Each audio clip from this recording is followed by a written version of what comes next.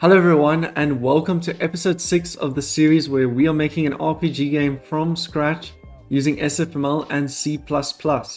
Now in the last episode we actually finished up the settings page completely and it somewhat works except for the resolution bug that we saw, but that's okay, we're going to skip that for now. And the goal for this episode is to see if we can actually get something drawn on the screen. Maybe just some grass blocks to start off with.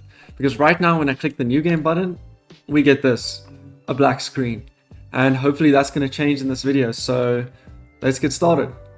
Now while I'm busy in the background coding there, let's talk about the actual structure of our rendering system and how we're going to get this grass block to appear on our screen. Well, in our game, the simplest platform we will call a tile. And a tile will consist of many objects. Some examples of objects would be grass or a house, maybe a rock. It could be another mob or an NPC, things of that nature, okay? And each tile has a bounding rectangle around it.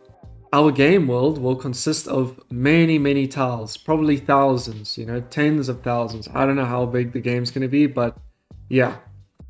The chunk manager will decide which tiles to load based on the position of our current character. We will only load tiles around our current character, as of course we cannot really render and draw every single tile in the game. It's very inefficient and it's probably going to crash the game. That means that we will need to know the player's position and pass that to the chunk manager so that it will be able to know which tiles to draw around our character.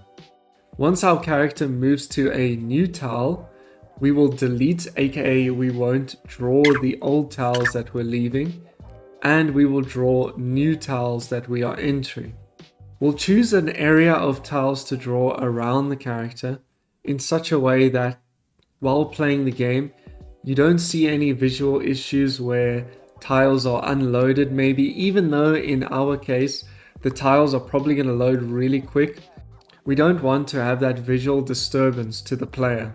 In our game world consisting of many tiles, every tile will be labeled with an X and Y coordinate. Now it's important to know that this X and Y coordinate does not coincide with the actual player character's position and the position of other objects and things on those tiles. That position corresponds to the position inside the tile grid of the entire map. And the center of our map, aka where we spawn the first time when we start playing, will be known as tile 0, 0.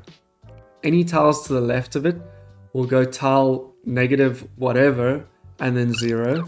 Any tiles to the right of it will be tile plus whatever 0.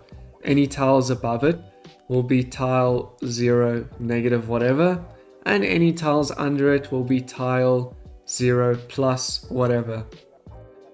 This way we can continuously expand and add more and more tiles without being restricted to some kind of set grid size. I thought about how we're going to maybe save the player position, and we might not save it as an actual position, but rather which tile we are on and the position within that tile. The actual positioning, I have not quite decided yet because we might position relative to the tile that we're in instead of world coordinates, because it might make it a lot easier to place things on the map.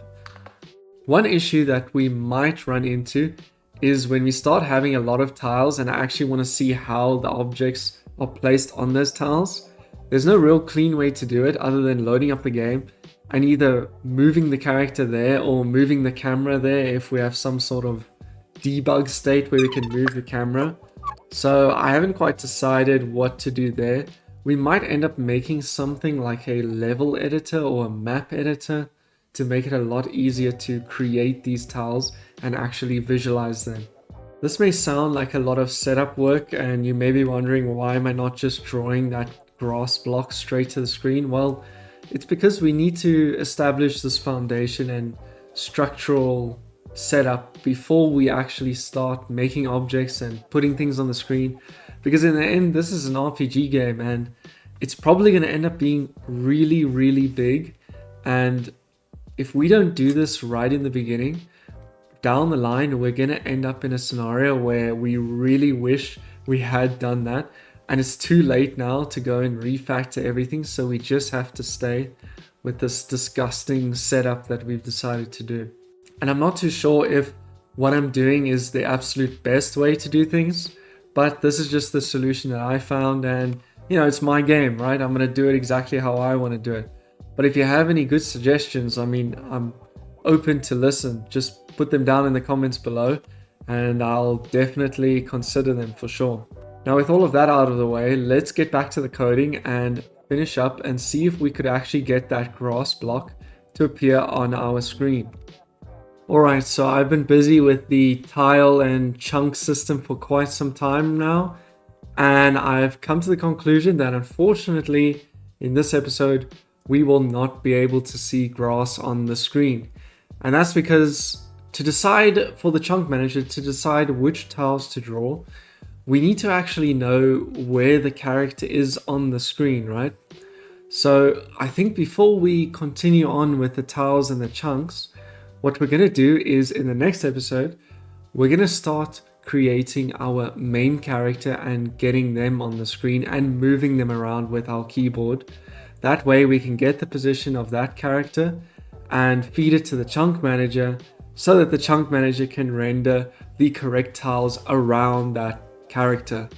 Okay, so thank you for watching. I'll see you guys in the next episode. And if you have any questions, leave them in the comments down below and I will get to them. Thank you.